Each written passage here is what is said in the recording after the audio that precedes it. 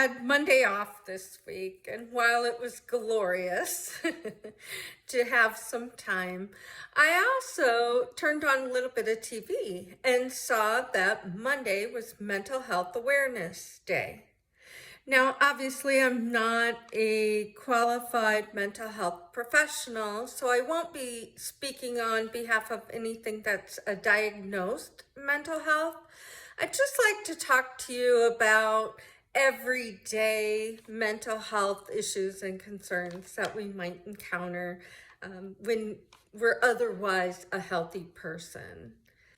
What I liked about what they talked about on these talk shows is that we need to do just that. We need to have more of a conversation about our mental health. Bring it into the fold. It's okay to tell people you're having a sad day. It's okay to tell people you woke up on the wrong side of the bed. It's okay to say, hey, I'm just not doing my best today. And then on top of that, what I love is we're beginning to have conversations that it's okay to take a sick day as a mental health day. In fact, they are even encouraging it in some schools and businesses by giving them additional mental health day time off. I will tell you that there's been times in my life where anxiety has become a factor, or even some very light depression. How did I deal with these issues? Well, of course, I spoke to my doctor about it just to make sure that my doctor had a baseline information or knowledge on this. And then I looked at things in articles, of course I read up on this, that could help me. And the first thing that I found out is that exercise is the number one factor that can assist you when you're having a down day. I know. Everybody just wants to crawl in bed, cover their head up, and wake up the next day. But trust me, exercise really works. It refreshes you. It makes you feel new again. They also talked about eating very healthy for the day, having plenty of water, and staying away from that glass of wine we'd be so inclined to reach for on a day like that. In fact, what they said is that even our serotonin levels change even slightly and drop when we choose to reach for that glass of wine. I was really surprised to have also read to stay away from caffeine. In fact, caffeine, well, obviously it's an upper, so it perks us up, but it can also increase the anxiety that you might be feeling.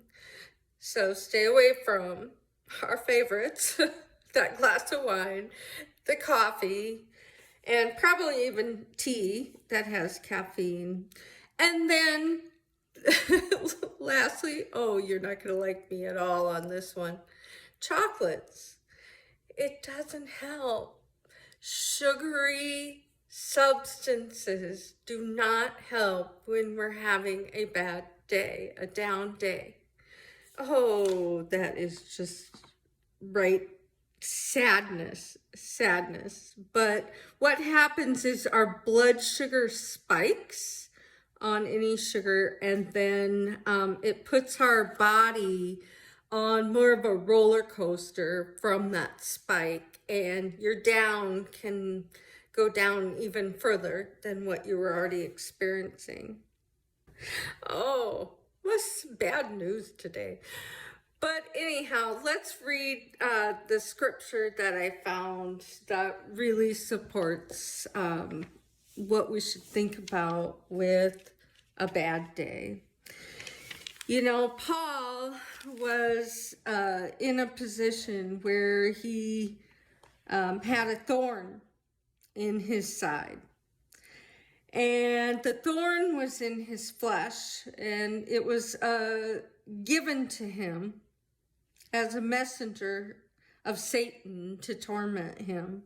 And 3 times Paul pleaded for the Lord to take it away. And so he says in 2 Corinthians chapter 12, verse 9, "But he said to me, my grace is sufficient for you, for my power is made perfect in weakness. Therefore, I will boast all the more gladly about my weaknesses, so that Christ's power may rest on me.